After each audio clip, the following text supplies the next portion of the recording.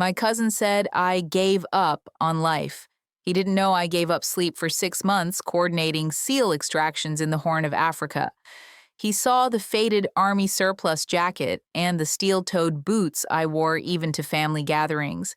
He saw the dent in the passenger side door of my 10-year-old Tacoma. He saw the quiet way I sat at the edge of the room, nursing a single beer for 2 hours, my eyes scanning exits and windows out of a habit I could no longer break.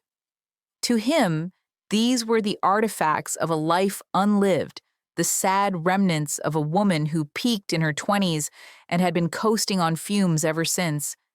He saw failure. He didn't see the faint, silvery tracework of scars on my forearms, usually hidden by my sleeves, from a close call in a Kandahar marketplace. He couldn't hear the low-grade tinnitus in my left ear, a permanent souvenir from a breached door in the Bekaa Valley.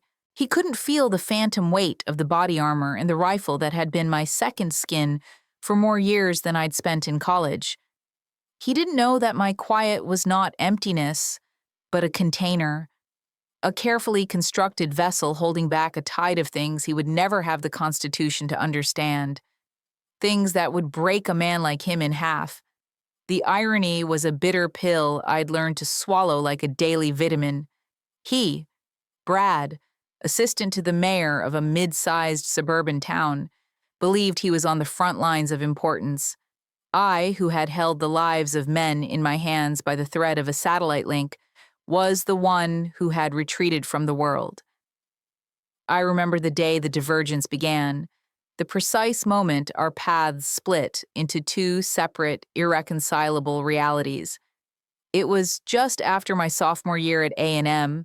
I came home for the summer, my mind full of military history and tactical theory, my body hardened by the discipline of the Corps of Cadets. I had already signed the papers. My commitment was a done deal. The ink was dry. We were at a 4th of July barbecue, much like this one for my Aunt Carol's 75th birthday. The air smelled of charcoal and freshly cut grass. My father, a man who built a small empire selling insurance, was holding court by the grill, flipping burgers with a proprietary air. Brad, even then, was his father's son, preening, confident, his polo shirt crisp, his future a straight, predictable line mapped out by my uncle. I told them my plan. I wasn't going to finish my business degree. I was going to accept my commission upon graduation and go where the Army sent me. My father's spatula paused mid-flip. The sizzle of the meat was the only sound for a long moment. He looked at me, his face a mask of confusion as if I'd started speaking in a foreign language. "You're going to do what? Margot, be serious. The military?" "That's for people with no other options." Brad, ever the echo, snorted from his lawn chair. He was sipping a soda, already cultivating the soft-bodied look of a man destined for a desk. "She's just trying to get attention, Dad. It's a phase. She'll get tired of playing soldier and come back to the real world." He waved a dismissive hand. "Besides, what's a girl going to do in the Army? File papers?" The condescension was a physical thing, a slick coating of oil on the summer air. It wasn't the words themselves, but the certainty behind them, the absolute, unshakable belief that their world of quarterly reports and zoning permits was the real world, and my chosen path was a childish fantasy, a deviation from the acceptable script. My uncle clapped my father on the shoulder, a gesture of solidarity. "She'll come around, Bill. They always do." I didn't argue. I didn't raise my voice. The training had already begun to take hold. I felt a cold calm settle in my chest, a sheet of ice forming over the hot surge of anger. I looked at Brad, at his smug, unlined face, and I saw the future. I saw that I would have to build a wall inside myself. On one side would be the life they could see and understand. On the other, the life I would actually live. The two would never touch. That was the inciting wound. Not a shouting match, not a dramatic disowning, but a quiet collective dismissal. A gentle pat on the head and a shared, knowing smile that said, You are not one of us. You do not understand how things work. So I built the wall. For the next 20 years, I lived on the other side of it.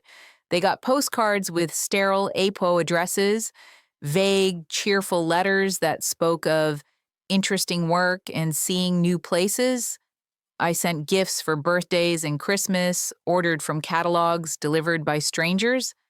I was a ghost in their family photos, a name mentioned in passing. How's Margot doing? Oh, still with the government. Same old thing.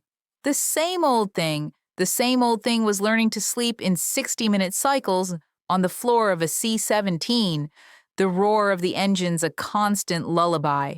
It was the taste of gritty coffee brewed over a hexamine stove at 0300 in a tent that smelled of dust and sweat. It was the metallic tang of adrenaline that flooded my mouth when a call came in over a scrambled line, a voice tight with static and urgency from a place that wasn't on any public map. I learned the silence doctrine, not as a choice, but as a necessity. The things I knew, the operations I planned, the names and faces of the men and women I sent into the dark, they were not mine to share. They were secrets that belonged to the flag. To speak of them would be more than a breach of protocol. It would be a betrayal of a sacred trust. So silence became my default state. It was my armor. At family gatherings, on the rare occasions I could make it back, the armor was heavy. My silence was interpreted as aloofness, my reserve as disinterest. My refusal to talk about my government job was seen as proof that it was unimportant, something to be embarrassed about. A cubicle-bound purgatory in some forgotten federal building in a flyover state. Brad thrived in this information vacuum. He filled my silence with his own narrative. He had gone to a prestigious liberal arts college, then got a master's in public policy from an online university he spoke of as if it were Harvard. He worked his way up through City Hall with a combination of glad-handing and a talent for repeating the right buzzwords. He was everything they understood and valued, visible, loud, and successful in a way that could be measured in press clippings and titles. He talked about synergy and stakeholder engagement. He thought a hashtag was a strategy. He once spent 10 minutes explaining to me, with painstaking condescension, the geopolitical complexities of a trade dispute with China he'd read about in an article that morning. I listened politely, the memory of a tense 3-day negotiation with a Pashtun warlord over a stolen Predator drone humming silently in the back of my mind. The chasm between us grew wider with each passing year. It wasn't just a difference of opinion or lifestyle. It was a fundamental divergence in the perception of reality. His reality was built on words, on appearances, on the performance of importance. Mine was built on actions, on consequences, on the quiet, brutal finality of physics and human will. In his world, a mistake meant a bad headline. In my world, a mistake meant a flag-draped coffin. And so I let him have his stage. I let them all have their story about me. The quiet cousin, the disappointing daughter, the woman who never quite figured it out. It was easier than trying to explain the inexplicable. It was safer. The wall held. The party for Aunt Carol was in full swing. The house was a shrine to a life lived in one place. The smell of lemon polish on the oak furniture, the faint hum of the refrigerator, the gallery of smiling, sun-bleached family photos on the mantelpiece. It was a world of soft edges and predictable rhythms. The air inside was thick, recycled, tasting of potpourri and baked ham. I felt like I was breathing through a filter. I found a corner of the living room, near a window that looked out onto the manicured lawn. From there, I could observe. I watched my uncles debating the merits of a new riding mower. I watched my aunts comparing grandchildren, their voices a soft, competitive murmur. I watched the younger cousins, Brad's kids among them, glued to their phones, their faces illuminated by the pale blue light of a world I had no part in. It was a tableau of American life, safe and comfortable and utterly alien. These were my people, my blood, and yet I felt like an anthropologist studying a foreign tribe. My senses were all wrong for this environment. My ears, trained to isolate the snap of a twig at 100 yards, felt assaulted by the overlapping chatter. My eyes, accustomed to scanning for threats in the subtle shift of a shadow, felt bored and restless. A slice of Aunt Carol's famous apple pie was placed in my hands. It was my mother. Her smile was tight, her eyes filled with a familiar mixture of love and concern. "You're so quiet, Margot," she said, her voice barely a whisper. "Are you all right?" "Just taking it all in, Mom," I said. The lie was so practiced, it felt like the truth. "Brad got another promotion," she offered, as if this were a piece of good news that might somehow rub off on me. "He's the mayor's chief of staff now. They're thinking of running him for a state assembly seat next year." "That's great," I said. The pie was good. The crust was flaky, the apples tart. A small, perfect piece of normalcy. I focused on the taste, the texture, a grounding mechanism. That's when Brad made his approach. He moved through the room like a minor celebrity, clapping backs, shaking hands. He had a drink in one hand, his phone in the other. He stopped in front of my chair, casting a literal and figurative shadow over me. "Well, well, if it isn't the family ghost," he said, his voice loud enough for the surrounding cluster of relatives to hear. It was a performance, and I was his prop. "Decided to grace us with your presence from whatever basement they keep you in?" A few people chuckled politely. My mother's smile faltered. I took another bite of pie and said nothing. My silence, as always, was his invitation to escalate. "Seriously, Margot, what is it you even do? Every time we ask, it's just government work. Is it that boring? Are you stamping passports, filing tax returns because you look tired? You look like you've given up." The words hung in the air, thick and cloying as the floral perfume one of my aunts was wearing. Given up. He had no idea. The raw, searing irony of it almost made me laugh. I thought of the past 6 months, a blur of secure video conferences, satellite imagery, and encrypted signals traffic, coordinating the quiet patient extraction of SEAL teams from a hostile coastline in Somalia. The work had been a marathon of sustained high-stakes concentration. Sleep was a luxury, measured in minutes, snatched between operational updates. I had lived on stale coffee and the low, constant hum of anxiety for men whose names I knew, but whose faces I would never meet. I had subsisted for half a year on the ragged edge of my physical and mental limits to ensure those men came home. And Brad, in his tailored suit, smelling of expensive cologne and self-satisfaction, stood before me and declared that I had given up. "Someone has to do the boring jobs, Brad," I said, my voice even. I kept my eyes on my plate. I would not give him the satisfaction of a reaction. I would not engage. That was the rule. He took my placid response as a victory. He puffed out his chest. "I guess so, but it's never too late to make a change, to get back in the game. I have connections at City Hall.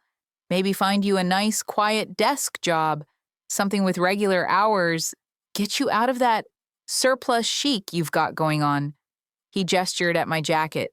This was his kill shot, the public offer of charity, the ultimate declaration of his success and my failure. The room was quiet now. Everyone was watching. It was a tribunal, and I was in the dock. He was prosecuting me for the crime of not being him. My jaw tightened. I could feel a familiar coldness spreading through my veins. It was the same feeling I got just before an operation went live, a state of heightened awareness where the world slows down and every detail becomes sharp and clear. I saw the slight tremor in my mother's hand as she clutched her purse. I saw the eager, predatory glint in Brad's eyes. I saw the uncomfortable pity on the faces of my other relatives. I finished my pie. I placed the fork neatly on the empty plate. I looked up at him, meeting his gaze for the first time. "I'm fine, Brad," I said. My voice was low, almost a whisper, but it cut through the room's silence. "But thank you for the offer." He opened his mouth to deliver another volley, another condescending piece of advice. But he never got the chance. The screen door on the back porch slammed open with a crack that made half the room jump. Framed in the doorway, silhouetted against the fading afternoon light, was a man who did not belong in this world of soft couches and family anecdotes. He was tall and broad-shouldered, his posture a rigid line of disciplined energy. He was in his dress whites, the uniform so pristine it seemed to radiate its own light. The gold of the chevrons on his sleeve and the array of ribbons on his chest were a splash of alien color in the muted beige of my aunt's house. He was a shark in a goldfish pond. Every head turned. The casual party chatter died instantly. The man's eyes scanned the room with a swift, professional economy of movement. They swept past Brad, past my parents, past everyone, and then they locked onto me. There was a flicker of recognition, a microsecond of shared understanding that passed between us, invisible to everyone else. He took 2 precise steps into the room. His polished black shoes made no sound on the carpet. He stopped, his body perfectly still. And then, in the dead quiet of my Aunt Carol's living room, Master Chief Petty Officer Daniel Rawlins snapped to the sharpest, most profound position of attention I have ever seen. His back was ramrod straight, his chin was tucked, his hand came up in a salute so crisp it seemed to slice the air. It wasn't a casual gesture. It was a salute of absolute unconditional respect, the kind a senior enlisted man, a legend in the community, gives to an officer they have been to hell and back with. "Commander Sullivan," he said. His voice was a low baritone, a gravelly sound forged in helicopter bays and clandestine briefing rooms. It held the unmistakable weight of command. It was a voice that did not request. It stated, "My apologies for the interruption." The title hung in the air. Commander. I watched Brad's face. The smug, condescending mask dissolved. It melted away, replaced by a slack-jawed, sputtering confusion. His eyes darted from the Master Chief to me, and back again, his brain utterly failing to process the data it was receiving. The world as he knew it had just been turned upside down.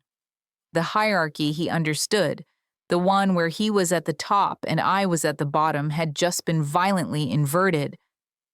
My mother's hand went to her mouth. My father, for the first time since I was a child, looked at me with an expression of complete and total awe. I rose slowly from my chair, the plate still in my hand. I set it down on a nearby end table. I gave the Master Chief a slight, almost imperceptible nod, a gesture he would understand as returning the salute without the formal requirement in a civilian setting. "Rawlins," I said, my voice calm, "report." The shift was instantaneous. The quiet, failed cousin was gone. In her place was someone else, someone they had never met. "Ma'am," he said, his eyes fixed forward, "Trident 6 is wheels up in 40 minutes. Admiral Pace requested your presence on the secure link for final authorization." 40 minutes. That was a tight window. It meant something had gone wrong, or something was about to. The cold calm in my chest solidified into a diamond-hard point of focus. The party, the house, my family, it all faded into the background, becoming a blurry, irrelevant set piece. Brad's fork, which he had been holding, clattered to the hardwood floor. The sound was unnaturally loud in the silent room. I reached into the pocket of my worn surplus jacket. My fingers closed around the familiar worn weight of a metal coin. It was heavy, made of some alloy I couldn't name, its edges smoothed by years of handling. On one side was the seal of the Joint Special Operations Command. On the other, an eagle clutching a trident, a sword, and a lightning bolt. It was a challenge coin, but it was more than that. It was a totem, a key. I flipped it into the air with my thumb, a practiced, absent-minded gesture. It spun, catching the light, a flash of gold and silver. I caught it in my palm and slapped it onto the back of my other hand without looking. It was a signal to Rollins, a confirmation of identity and an acknowledgement of the order's gravity. He saw the gesture, and his posture relaxed by a single infinitesimal degree. The message was sent and received. I looked past him, my eyes finding my aunt. She stood by the fireplace, her face pale with shock, her 75th birthday forgotten. "Happy birthday, Aunt Carol," I said, and my voice was soft again. I walked over to her and kissed her on the cheek. Her skin felt like paper. "I'm sorry I have to leave." Then I turned to Master Chief Rollins. "Tell Pace I'm inbound," I said. He gave a single, sharp nod. "Aye, ma'am." He took a step back, clearing a path for me to the door, his body a silent, formidable barrier between me and the family I was leaving behind. I walked out of the room. I didn't look at Brad. I didn't look at my parents. Their confusion and their sudden dawning comprehension were their own burdens to carry now. The wall I had built so carefully over 20 years had not just been breached, it had been obliterated by a dress white uniform and a single, crisp salute. The life I lived in the shadows had just walked into the light, and I knew with a certainty that settled deep in my bones that nothing would ever be the same again. My two worlds had collided, and the wreckage was theirs to sort through. I had a job to do. Outside, the evening air was cool and clean. It felt good in my lungs after the stuffy atmosphere of the house. A black, unmarked Chevrolet Tahoe was idling at the curb, its engine a low, powerful rumble. Rollins held the back door open for me. As I slid onto the seat, I saw my family gathered at the picture window, their faces pale, watching me. They looked like strangers. As the Tahoe pulled away from the curb, I didn't look back. There is a specific kind of silence that falls after a revelation, a vacuum where all the old assumptions and comfortable narratives used to be. My family was in that vacuum now. They would have to learn to live with the ghost they had created, only to find out she was real. For me, the silence was different. It was the familiar, focused quiet of the mission. It was the hum of the encrypted comms unit coming to life. It was the weight of responsibility settling back onto my shoulders where it belonged. Brad thought importance was about being seen and heard. He was wrong. True importance, the kind that shapes the world, is silent. It operates in the dark, on the far side of a wall, and it never, ever gives up.